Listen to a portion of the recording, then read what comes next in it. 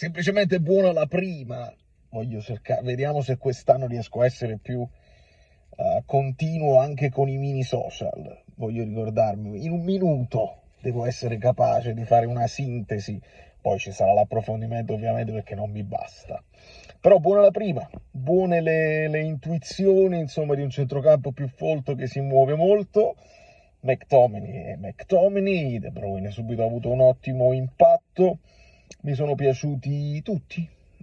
Forse se dobbiamo cercare qualcosina, forse Meret un po' di incertezza, però quell'altro che era da osservare era Lucca e secondo me si è districato abbastanza bene e non deve essere facile.